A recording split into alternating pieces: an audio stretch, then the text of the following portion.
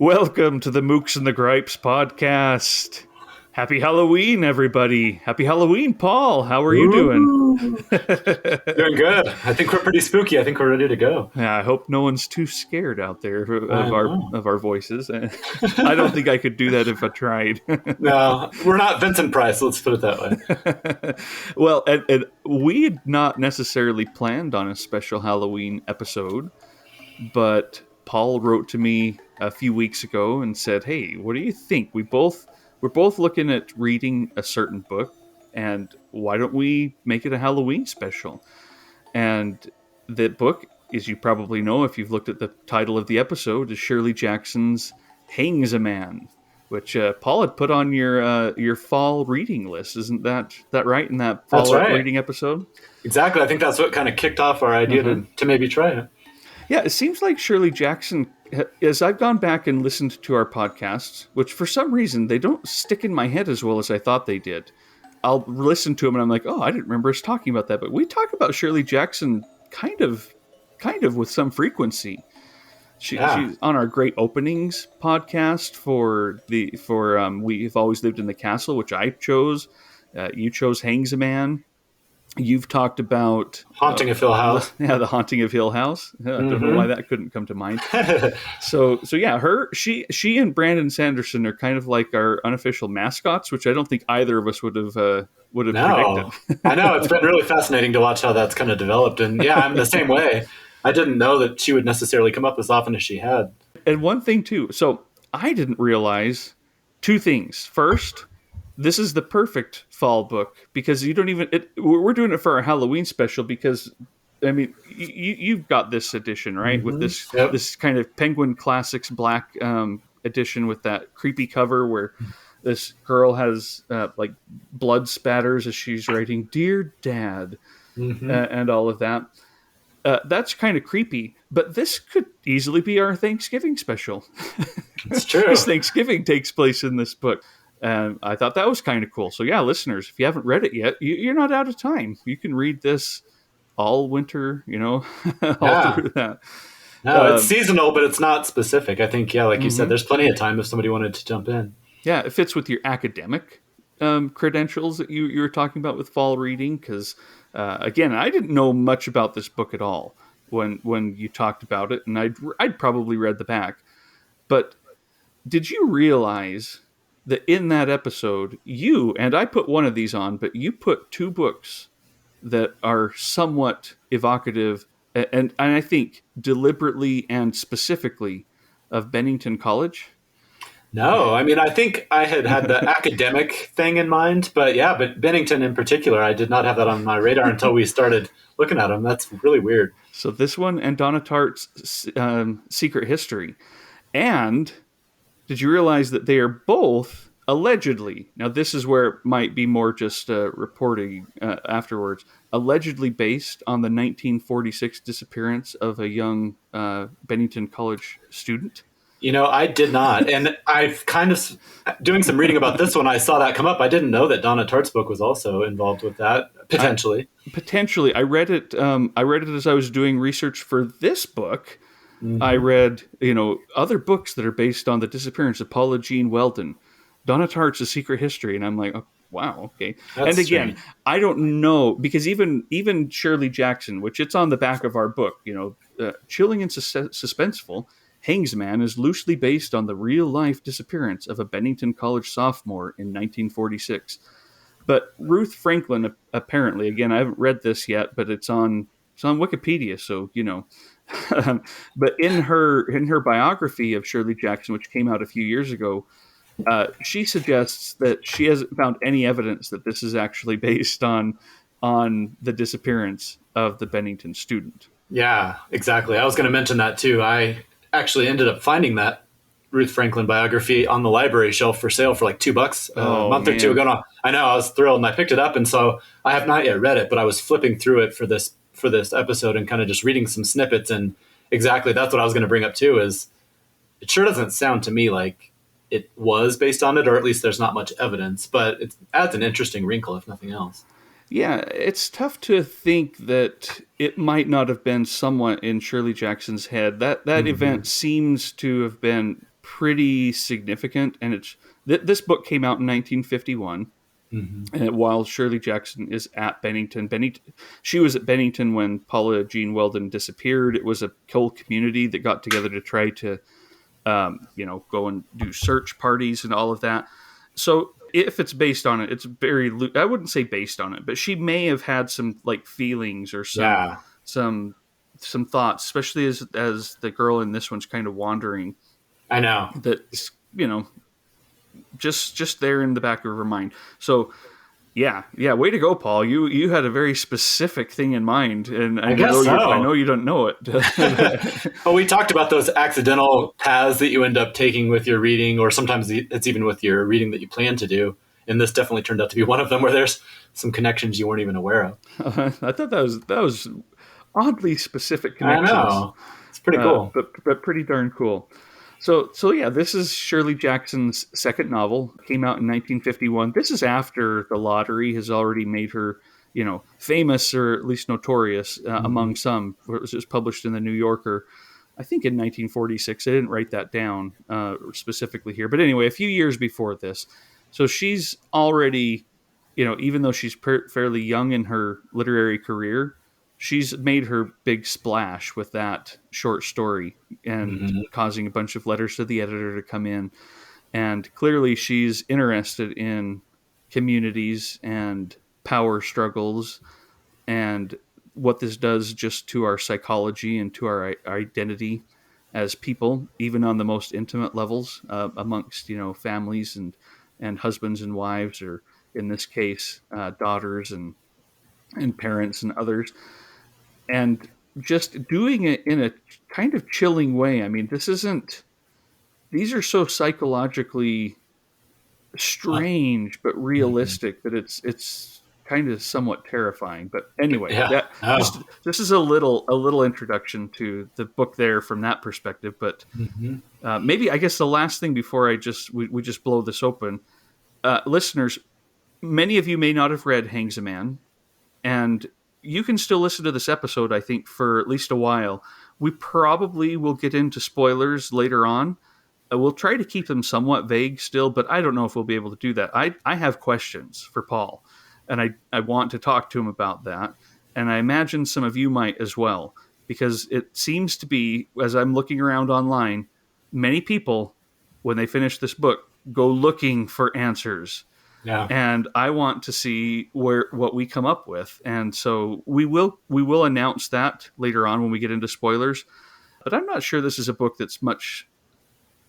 I don't know if there's a good way to spoil this book, because it's much more about character and all of that than about any particular plot event. Though there are plot events, and so just beware. We'll be mindful of it. And then also, maybe a little bit of a trigger warning for folks. This might be your first spoiler, but I do want to make it explicit here. There is a sexual assault that happens early in this book that we'll probably at least just touch on. And I don't know if we'll read certain passages around it, but it's definitely there. And again, handled in one of these psychologically acute ways that I want listeners to be aware that we will... Some of that might come up in this episode, though we'll, again, hopefully be respectful. And this is one where we probably should have asked women readers to help us out, Paul, but nevertheless, here we are. Right. No, we will do our best, and I'm glad you mentioned it. And yeah, like you said, we'll try to be really careful, because that part, it is definitely disturbing. So. Yeah. Well, all right. Where do you want to start, Paul, in our non-spoiler section? I mean, this is... I mean, I think one place I could start is just saying, I did not know, like you, I did not know what to expect from this book. And to be honest, I could probably say that feeling lasted until the last page. And in a good way. I mean, it was very unsettling, and I felt wrong-footed almost entirely through the whole thing as I was reading. I just had no idea what to expect, which I really enjoyed. I was doing a little research before this, and I came across a Slate review by a guy named Dan Coys. And he said kind of something that I thought was very accurate. It's the kind of book that sends you searching immediately for other people's ideas of what it is you've just read. I spent much of the novel expecting something gruesome to happen at every turn, the way it would in a contemporary Gothic. It took me a long time to accept the book for what it was and settle into its peculiar rhythms, following poor Natalie Waite as she comes completely unhinged in her proper Northeastern college for women. Only now, having finished the book, do I begin to feel as though I understand what kind of novel I'm reading. And even so, I wouldn't at all be surprised to find out I'm completely wrong. I thought that was really good. It kind of summed up a lot of what I felt. It's just, I don't know what I was expecting, but it certainly wasn't what I expected. Mm-hmm. And like he said, even at the end, I was kind of like just sitting there trying to wrap my mind around everything I'd read and figure it out. And I don't always go searching for what other people think, because I don't necessarily want to dilute my own ideas, or I want to sometimes give it some time to percolate. Mm-hmm. But this was one where I was like, wait a minute. And so I did do a fair amount of reading, just trying to figure out what I had read, what other people's interpretations were. So yeah, I thought that was pretty fascinating. Yeah, I agree. And that's, we may both have completely different ideas today. I'm very curious about that, and the way some of the things happen in here, or don't happen. Mm-hmm. It's kind of tough to know.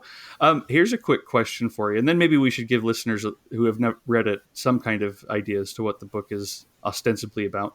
Mm-hmm. Without looking, is this book in first person or third person to you? That's a good question.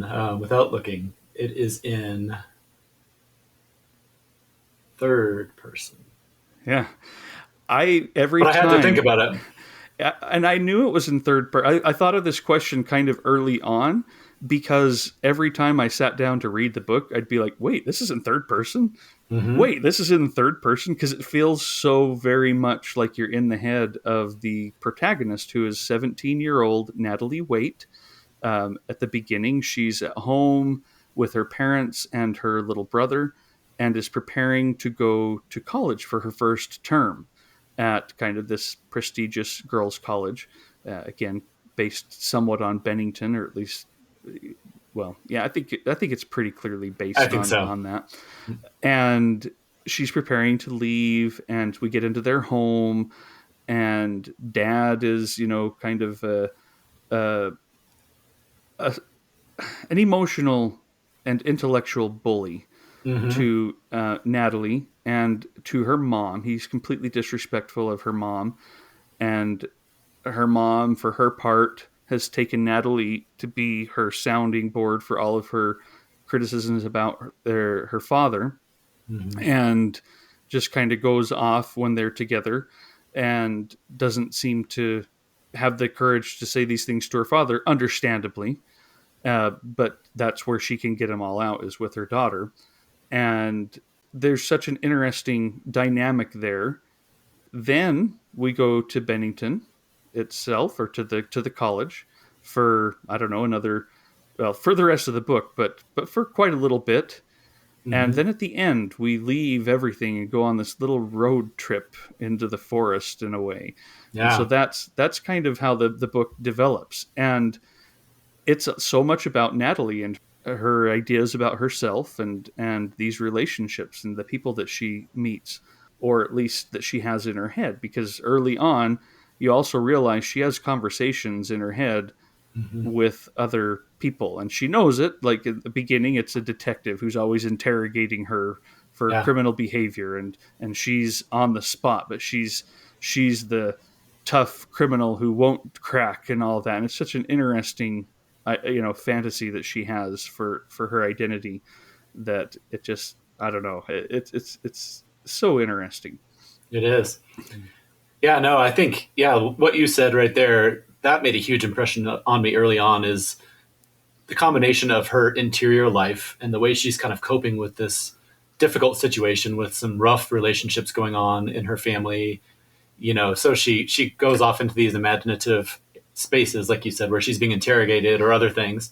So that's one of the things that I thought was a strength early on that really fascinated me. And then another thing is just the relationships that she has with her family are so realistic, so well drawn out. There's this one section where she's talking about her mom that I thought was just stunningly well done. And it's one of the things which Natalie most disliked about her mother was Mrs. Waite's invariable trick of putting serious statements into language that Natalie classified as cute.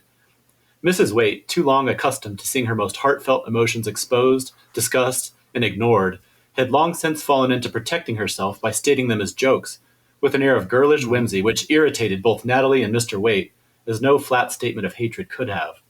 Because of this, Natalie, who had sometimes thought of running to her mother with a voluntary expression of affection, said briefly, "You'll find something to do."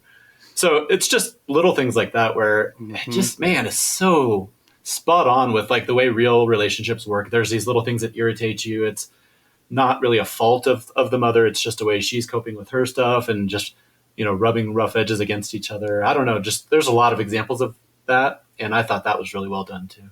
Yeah, she's so good at portraying these bizarre behaviors that are very familiar. Yeah. But in a way, it is unsettling. And I don't mean that. I don't mean that in a creepy way. I mean, I don't ever quite know what's going on. But when you look back on it, you're like, man, that's how these things play out sometimes in real life. And she's so good at doing that. I don't know. I don't know exactly how to get into this, Paul. This is quite the book, and I'm worried we're going to jump into spoilers just by talking about even the first few pages. I know it is. I will say you did a good job.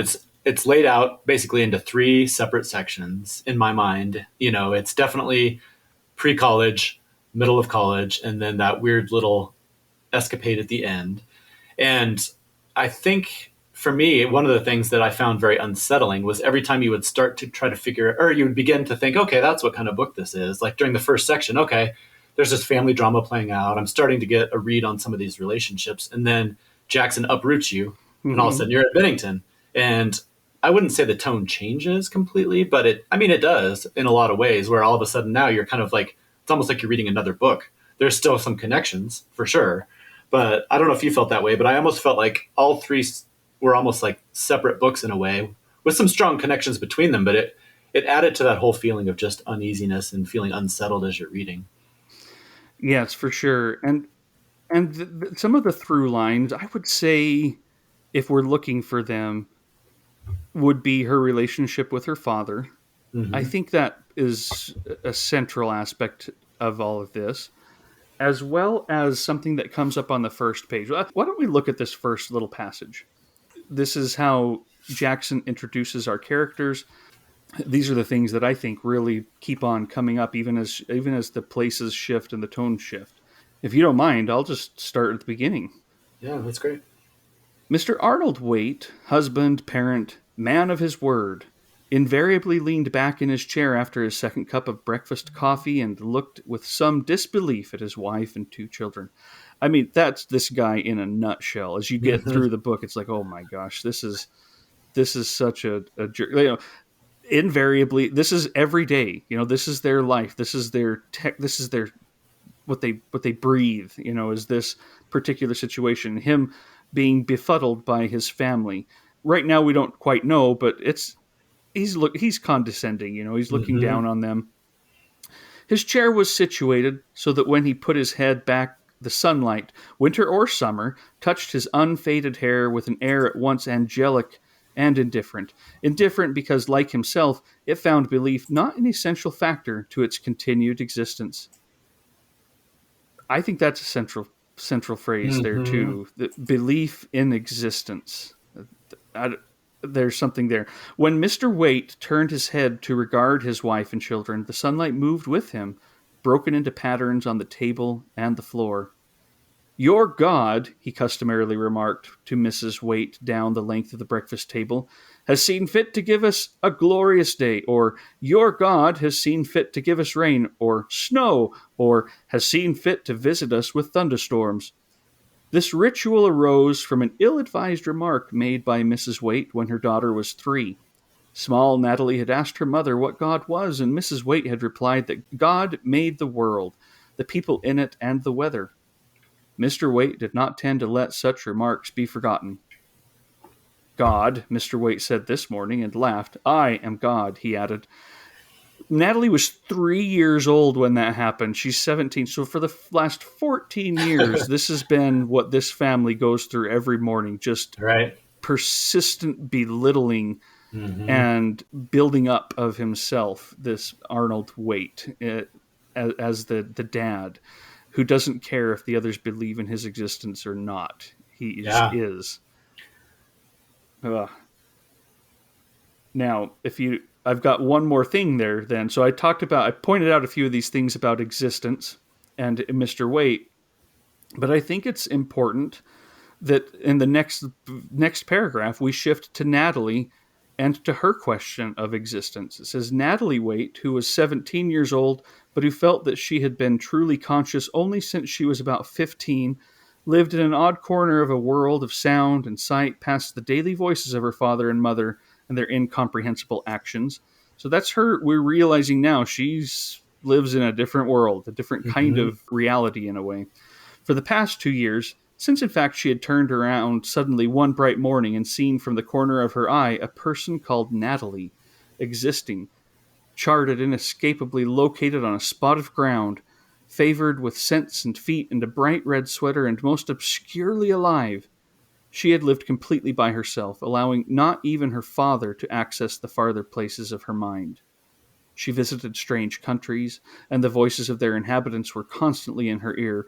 When her father spoke, he was accompanied by a sound of distant laughter, unheard probably by anyone except his daughter. So good. And so much going on. I love that opening. Again, great openings. This could have been in there for sure. In good hands for sure. But I think that there's so much that's going on here that becomes relevant through the rest of the story, even when it seems to stray away from it. Again, her father. Yeah. And that question of her own existence and her own confusion almost at this person named Natalie, who seems to exist in this world that she prefers not to believe in. Yeah. And it starts, from a very young age. Well, and the whole idea of there's that interiority in kind of your own inner world, and then also dealing with the outside world. That's another thing kind of connected to what you just said, where that plays out here within the family, plays out when she gets to the college as well. Alienation, trying to figure out where you belong and kind of rejecting others. Like, I don't need them, but then you do, and building these stories that you tell yourself to kind of cope with the different hardships that come along and loneliness and all those different things. Yeah, oh man, she is so good at that stuff. Yeah. Well, maybe now is just a good time for us to stop for just 1 second to give some listener feedback, because I think it's relevant to our conversation here. This is from our good friend Ben O'Connell. Paul got a little bit of a hey, Paul, come on, man, you didn't talk up The Haunting of Hill House quite enough. A tongue lashing, I would go so far as to say. No, it wasn't. No. And I said, well, Ben, let us know your thoughts. Give us a little bit more. Because I wasn't sure what he expected. Not what he expected, but what he would have said had he been part of our conversation to advance, the reasons Haunting of Hill House is a great book, which I think you did, but he just said there's a little bit more here that he was expecting. And so he says here, Jackson packs a lot into The Haunting of Hill House for such a slim book. Eleanor, for example, is a world-class feat of character development, and Jackson's portrayals of human sexuality and mental health are subtle and complex to degrees that still read true over 60 years later. The Haunting of Hill House also manages to be terrifying and hilarious. It's not unusual for writers and filmmakers to play fear and humor off one another as they ratchet up and release tension, but I think the humor in The Haunting of Hill House sometimes gets overlooked in conversations about books. That's us, Paul. Yeah, I think so. It is deep belly laugh out loud funny. It would be in my list of 10 favorite comic novels should I draft such a thing, maybe even top 5. So I thought that was a really good comment. I still have not read The Haunting of Hill House, so I need to get in on that. Sorry, Ben, you probably are. I shouldn't have said that, should I? Yeah, I know. But I do want to be able to drop listener feedback and such. But that's great. Oh, I think that what he says at the beginning with the packing a lot and portrayals of human sexuality and mental health, subtle and complex. I mean, this is Hangsaman too. Oh yeah, and still feels real and maybe even advanced 60 years later. I think so too. 70 years later, actually, for this book. And funny.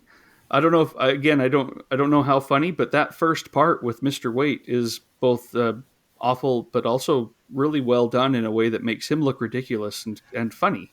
Does he remind you at all, or does that dynamic remind you a little bit of Pride and Prejudice with Mr. Bennett, Mrs. Yes. Bennett, and Elizabeth? Like that, it's not a direct correlation, but I thought there was some similarities there for sure, where the dad is pretty pompous and overbearing. The mother, could be called a little bit of a flibbertigibbet, but she also has some pretty good intentions at mind. And then the daughter is kind of observing all of it, and she's somewhat removed, but still trying to exist in that world. I don't know. I thought that there was some connections there. Yeah, and maybe what we get more in Hangsaman is the mother having those private conversations where she doesn't even turn around to see if it's Natalie in the room. She just knows it is. Because why would the father come into that room, or the son, for that matter? He's being brought up to be the same way, and she just goes off. Those kinds of that abuse becomes much more apparent in this than in Pride and Prejudice. But that relationship, that intelligent, magnanimous, understanding, empathetic, and understands his own foibles. I think that Arnold, that Mr. Waite in this book is such an interesting and complex and well developed character, because he keeps on asserting that he understands his own weaknesses and that he's not good. Mm-hmm. Well, that's totally a rhetorical device to make himself and those around him feel better and excuse his brutality, because he's certainly not going to change it. Right. No, exactly. Those sections where he's kind of basically grading some reports that she's done. She's written up a sketch about him for, I think it's for school, and he's going through and exactly what you said. He's very critical of all of the grammar and different things, but he'll also point out, you didn't mention my other fault, which is blah, blah, blah, and he says it, but like you said, there's definitely a device to it. It's not like he's just being transparent and honest. He's very manipulative, and yet it's a fascinating relationship between those two, because even when she's away at school, he'll write her these letters and she'll write back, and you can tell there's a closeness there, but it's also, there's a lot of weird underlying things going on within that relationship that makes it, again, very realistic and really well done. There's a lot of yearning on her part to please him, and to be the kind of person that he wants her to be, but it's also pretty clear every time she feels like she might be approaching something like that, he bats her away. Like, I sent you to college not to get an education, but, all of these things, or I don't care if you're feeling down. In fact, I depend upon it, your despair. Yeah. I don't want it to last forever, but this is a part of life, and I've done this on purpose as I've designed you. I mean, there's this godlike person there still, and he talks a few times about, his existence, her existence is dependent upon his, and so she better continue to believe in him, because he made her and continues to make her. I mean, it's subtle. It doesn't, you have to read it, and I'm sure I missed a bunch of things like that, but you could easily just read through that chapter and miss those little one-liners before and just, this is a weird relationship, but there's some just really awful things going on there. There's not anything explicitly sexual, but she does. They do have that almost flirtiness at times in their letters, and when he's calling her like a I don't think he uses the word damsel in distress, and she says something like that, and she writes back, my good sir knight, rescue me, all this kind of stuff. I mean, it's got a little creepiness to it for sure. Yeah, for sure.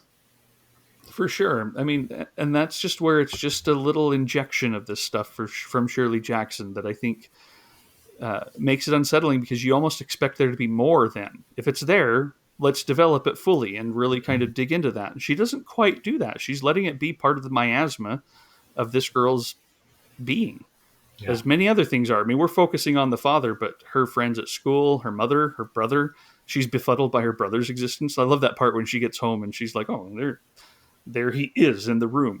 It's like when you have a baby and all of a sudden there's a baby in the room and you're like, whoa.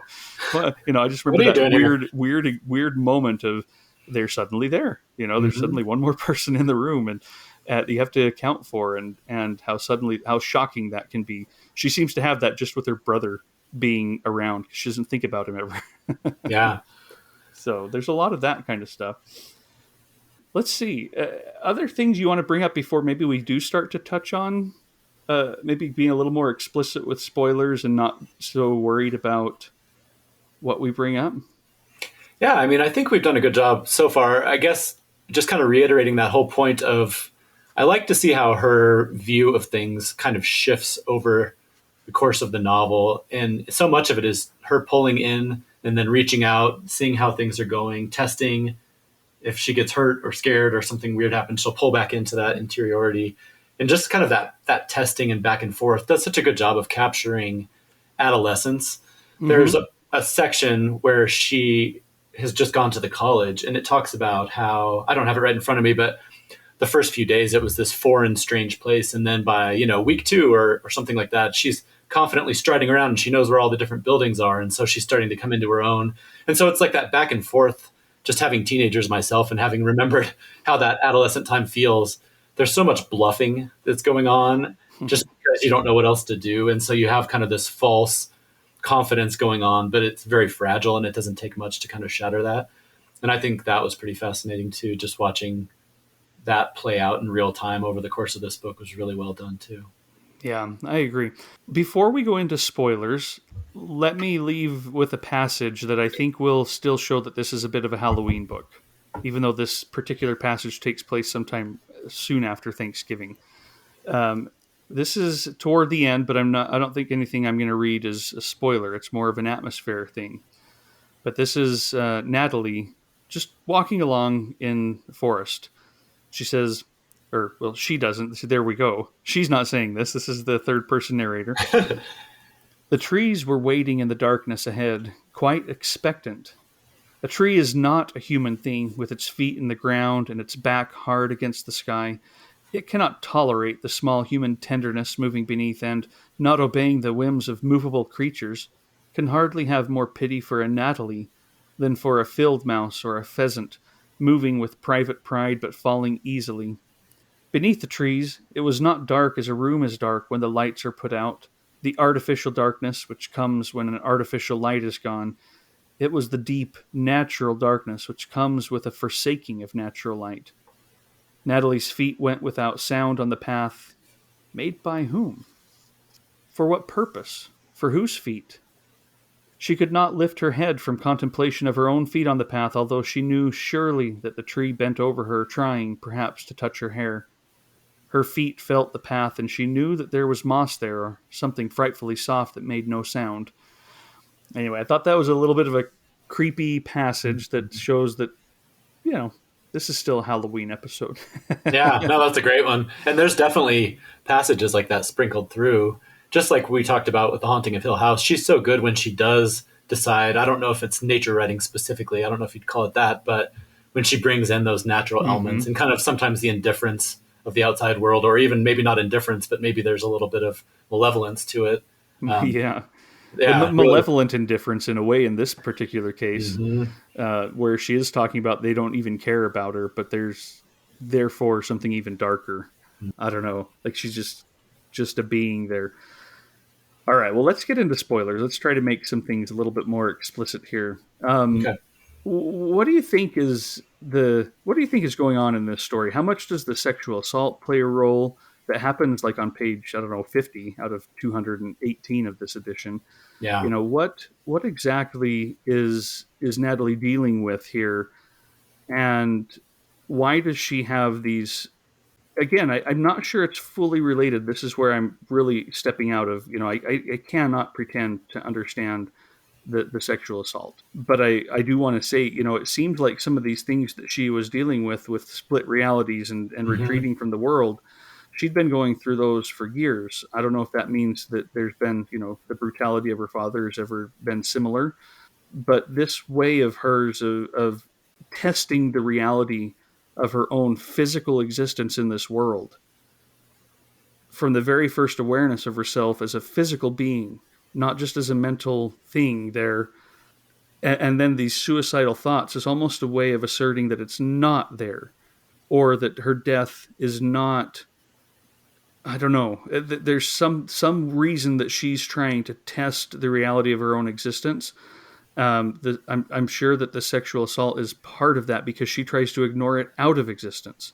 Yeah. She has conversations with herself where she's like, "We don't talk about that thing that happened." I mean, it clearly Mm-hmm. was terrifying for her, and something she has not processed or been able to deal with, and no one has been able to help her. She doesn't know where to go, and so she doesn't try. She just thinks, well, it happened, I can just pretend it didn't.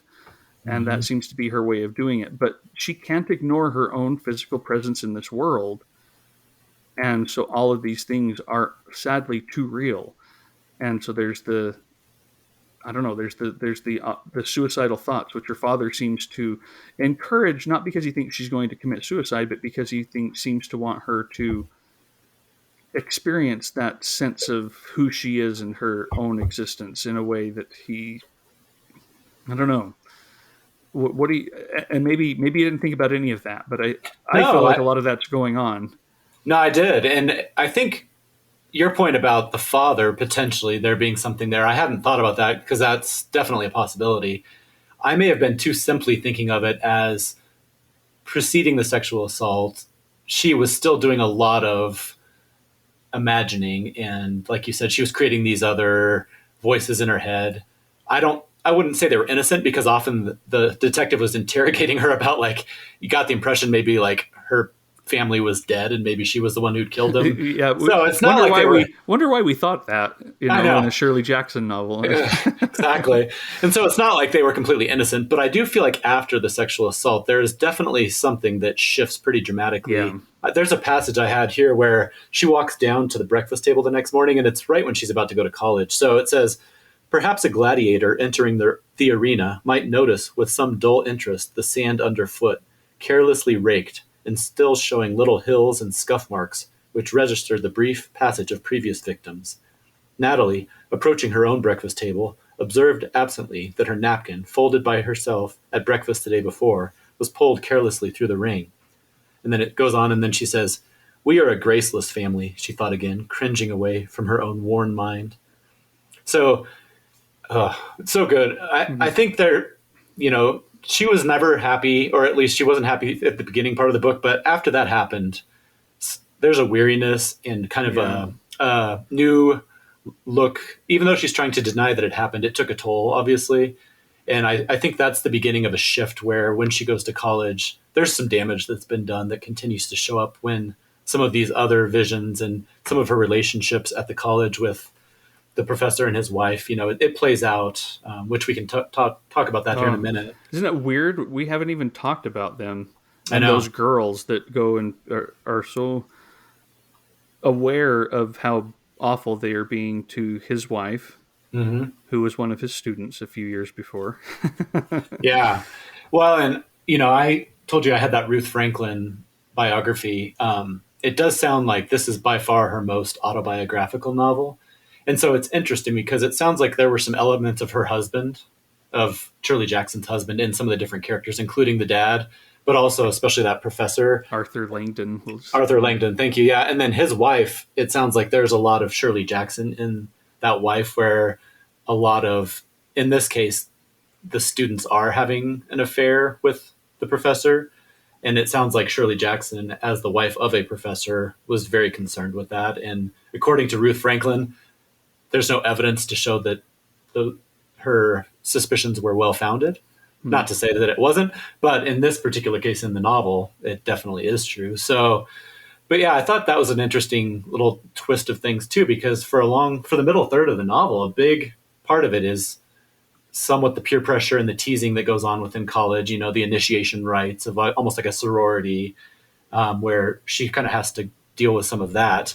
But so she kind of runs to this damaged woman who's the wife of the professor, and they have an interesting relationship that's not Mm-hmm. always close. I mean, it kind of moves back and forth, but the fact that she reaches out to somebody so damaged and struggling, and in some ways she ends up being she takes care of this damaged woman for a while. So that was interesting, I thought, too. Yeah, yeah, a damaged woman who is also trying to figure out. I thought my existence would be quite different from what it is, and who Mm-hmm. retreats to drink and to the thing that I think is so amazing. And unfortunately, we're running out of bandwidth on our server for our podcast for October, so we do have a time limit on our recording today. But um, I find it interesting that all of these things are kind of slipped into this book. This questioning of reality, like she has a friend named Tony, which again Yep. we haven't even talked about her, I know. and I don't think Tony's real. I think Tony, I don't know, she could be, but however she's portrayed in this book, I don't think that's real. And there's that. There's Elizabeth. There's her own father. There's her attraction to Arthur Langdon. There's the absolutely inappropriateness of Arthur Langdon, who's starting his own family, which will be very similar to the Waite family, it sounds like. And there's the sexual assault. There's her own kind of working through these relationships at school with other girls who are similarly working through these relationships at school. I mean, Shirley Jackson is aware of that, and she has Natalie questioning, did so and so get up this morning and worry about whether her hair was done just right? All of these little things, it fits together somehow into this really Mm-hmm. bizarre story in a way that is quite profound, I think, to a young woman growing up, and to the brutality and confusion and disappointment and hope at the same time. Like I can be strong and get my way through this. I loved it. I did too, and that's yeah. I did not, like I said, know what to expect, and I know that some people consider it a minor novel of hers, and I can kind of understand. I mean, you can tell that it's an early novel in some ways Mm-hmm. because there is some ambiguity that some people might criticize. But to be honest, some of the ambiguity might be what I end up loving most about this novel. And it's made me, I think about it a lot since I finished it. I keep mulling it over. Like I said, I keep reading other people's viewpoints about it.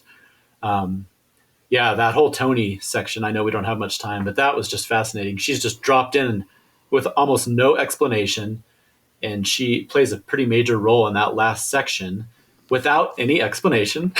Yeah. And I mean, I did do some reading about her, and so based on the Ruth Franklin biography, I think I did come up with an idea of what it actually is. But I don't know if you necessarily want me to even tell you, Yeah, because give me 1 second though. I do want to okay, hear it. okay, But here's where we first learn about Tony. It's in a letter to her father, of all people. And here's what she says. Speaking of magic, there we are. I figure that now I have once mentioned that I would like to meet a girl, or sorry, I figure that now I have once mentioned that I would like to meet that girl, Tony. I will certainly meet her soon. I have discovered that all you have to do is notice a thing like that concretely enough to say it, as in a letter like this, for it to happen. I suppose once I meet her, I will be disappointed. There's just like I can evoke her into reality again, mm-hmm. and then all of a sudden, boom, they meet, and they talk at times about the sexual assault, that thing that didn't happen. They Mm-hmm. say, and so yeah, that's my thought on her. But I would love to hear what Ruth Franklin has to Yeah. offer us there, because she's Now thought about this a lot more than I have. she has, yeah. So I'll just read this little passage. It says, "The first sign that all is not well with Natalie comes when other girls in her dorm complain that things have gone missing: a dress, money, jewelry. And Natalie reflects on her own possessions. If she had lost any clothes or jewelry, she would hardly have known it, since she had worn the same sweater and skirt for a week. Soon after, she becomes aware of the presence of the girl Tony, who is another of her mind's projections, although that may not be immediately clear to the reader. Clues throughout that Tony is unreal, including a scene in which Natalie goes to sleep in Tony's bed but wakes up in her own, are subtle. One night she's awakened. Tony appears naked at her bedside, takes her hand, and leads her to a room filled with all the things that have been stolen, chattering about the little girl who has come to sleep in her bed. A scene reminiscent of Jackson's experience being woken by the babbling Emma. So that's a biographical note there. Natalie runs away in fear, but she cannot resist Tony's pull. Together they play solitaire with tarot cards, old and large and lovely and richly gilt and red.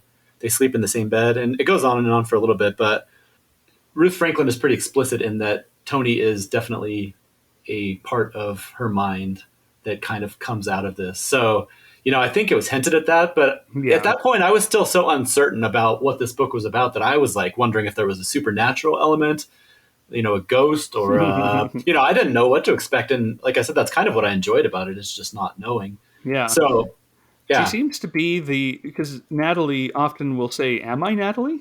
Mm-hmm. I can change my name. That's from the very beginning of the book, when she's talking to people about the importance of a name, and that woman at the party, the adult party, who has a different name now that she's older. And it does seem like Tony might be Natalie's other name for doing these malicious thefts and such The malicious of the thefts, girls. the fact that she shows up naked with everything else that's been going on, I don't think that's probably, I think there's something to that as well.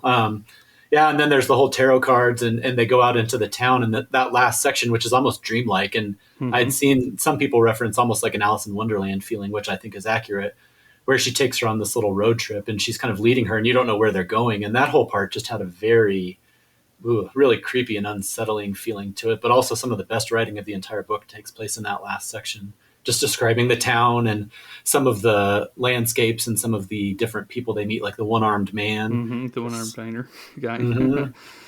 Yeah. Sadly, I think we need to cut this and be done now. But this book, I think, has a dark heart that we're just still orbiting. And I think it's there. I think that there's a lot going on that is painful to think about, and especially as we might extrapolate it to people that we know, or people that we, you and I are both raising sons, but just adolescents that we know that might be having issues as well. I think there's a lot here. This is a book of concern. It could be, I think sometimes Shirley Jackson seems like the horror writer, but she is in a way but she's using all of these tropes and this gothic feel to really examine dark centers of our society and our power struggles and our relationships and what it does to our image of ourselves.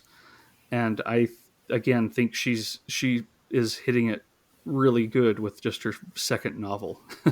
So. I know. No, rest assured, Ben, I'm going to go back and read a lot more of her stuff, because this really did blow me away. And yeah, I keep saying I didn't know what to expect, but I really did not. And it exceeded all my expectations. It's fascinating. Really, really good.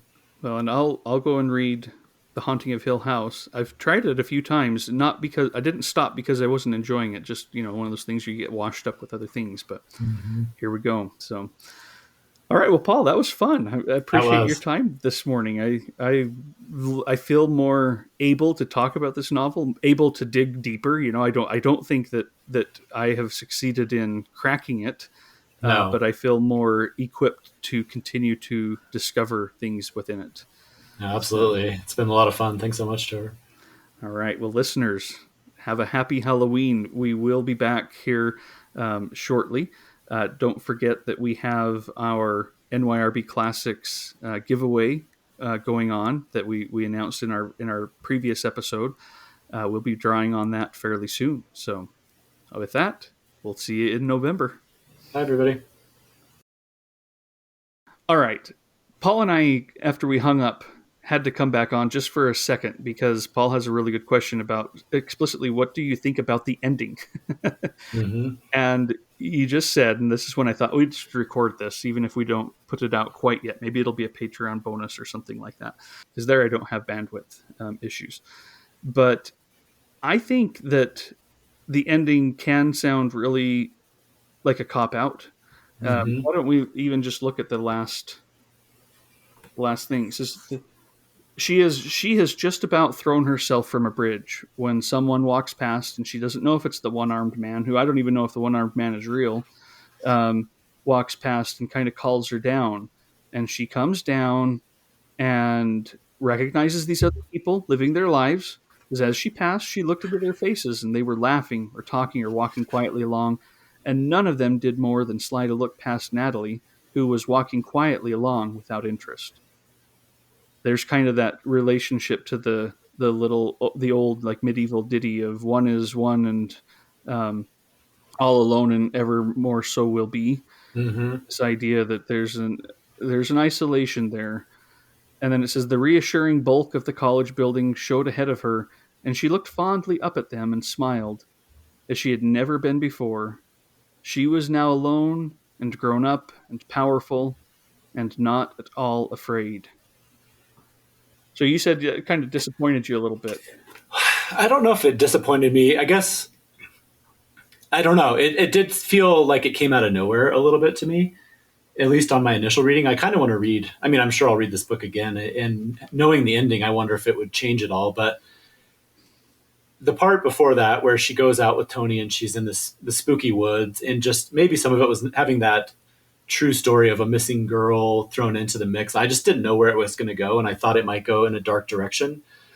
And then the fact that she came back, and at least seemingly to me, the way I read it was almost kind of like, She's cured or past the yeah, problems. exactly. And it just seemed a little simplistic based on how complex the rest of the book was. But I don't know. I mean, do you have any thoughts? Like maybe I read it not wrong, but maybe I had a different view of it than you did. Well, it's hard to trust that she really feels this way or that it's true, because we have read passages like this already in this book where she, after the sexual assault, where she feels like, oh, I can just move on now. I am above this. I am okay Mm-hmm. to move on. And I don't really believe her. She can't be through her things with her father. She can't be through the things with Arthur Langdon. She can't be through. I mean, she seems to have escaped something that was going on with Tony, but that's something I need to dig into more. I don't know. I don't know how that reflected. I don't know what Ruth Franklin. I don't know what Shirley Jackson was exactly trying to evoke there, with Tony and her coming on to Natalie. If they are kind of the same person or whatever, I'm not sure about that. But I don't fully trust that this is the answer for her, because she hasn't gotten any help. She has not changed any of these relationships. She's just going back. And she is recognizing she is alone, but she's been singing that song from the beginning too. Mm-hmm. She's recognized that she is separate from everybody else. So I take this as part of her fake moving on, Yeah. similar to after the sexual assault, similar to the things she has to pretend with their father belittling her. I take this as not true Okay. No, and that's interesting. problematic as she goes back into this world. And I maybe I might not have gotten there had I not thought, well, I've read Shirley Jackson's stories and a few of her other books. She's not going to let her character off. No, no, for sure. I will read, if you don't mind, I have one more section from that Ruth Franklin, because I was kind of looking through it and trying to figure out if she had an interpretation. So it said, many of Hangsaman's readers, then as now, are bewildered by the ending and its abrupt shift from a mood of danger to one of serenity. Classicist Jane Ellen Harrison, author of Themis, a book of myth and ritual criticism that was one of Hyman's touchstones, argues that in ancient cultures, the ritual enacting the death and rebirth of a vegetation deity should be understood also as a ritual of initiation into society. Like the gods or her representation, youths die symbolically and are reborn as adults. Yeah, that's right on for sure. Yeah, so it's interesting. It's an interesting interpretation that there's a little bit of a myth, because we talked about how there's some Alice in Wonderland in there, and there's some of these other things. A lot of it is a pretty realistic novel, but I mean, I'm not saying, I kind of like your interpretation of it better, to be honest with you, but maybe there's something to that whole idea of going through a trial and coming out of it, not a phoenix exactly, because that's a little corny, but something like that. It seems too easy though, because it's what her father wants for her. He wants her to question Mm-hmm. and to almost symbolically die and be reborn. I mean, that's something he's pleading, and I just can't quite accept that Shirley Jackson was like, "Yep, the father's right. This is Yeah. what she needs. She'll be fine." Because I don't think if this is somewhat autobiographical in some aspects, I don't think Shirley Jackson would think that that's when my problems ended. You know, I don't think this is an epiphany. I think she went through something, another breaking, another shattering almost, but not necessarily an epiphany. To a degree, yes, but not one of these that's going to materially alter the course of her life. She may deal with things differently now, but those things are still there, and she is not prepared still. I don't think so. I don't know. I'm going with your interpretation. I like that better. I think what bothered me about it was just the opacity of the novel throughout was one of the things that I loved about it. And like I said, feeling wrong-footed, unsure. Every time you'd start to feel like you got your feet under you, she'd pull the rug out from under you a little bit. And I think for me, that was probably why it seemed so shocking, at least on the first reading, that everything suddenly cleared up. So I like that better. And maybe it's because of she's trained just to now expect to be wrong-footed and to have the rug pulled out from under you, that I don't trust that she's not doing the same thing there. You know, it just seemed, because I agree, if it is just that, it's too easy. It's too pat.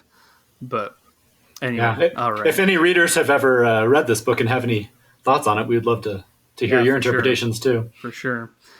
All right. Well, thanks, Paul. I'll see if I can splice these in with the other one. We might have room. If not, maybe, like I say, I'll just upload this on Patreon and let people know they can go there. We'll figure out a way to make sure it's accessible someday to everybody. But that was nice to wrap up there. So yeah, absolutely. Right. Thanks. Well, we'll see you again. All right. See you, Trevor. Thank you for listening to this episode of the Mooks and the Gripes podcast. You can follow the Mooks and the Gripes and get show notes and book and film reviews at mooksandgripes.com. On Twitter, you can follow Trevor at Mooks and Paul at BiblioPaul. You can also get information about future shows on our Patreon. If you'd like to donate to the show, anything and everything, even $1 a month helps and is deeply appreciated. You can become a Patreon at patreon.com/mooks. Until next time,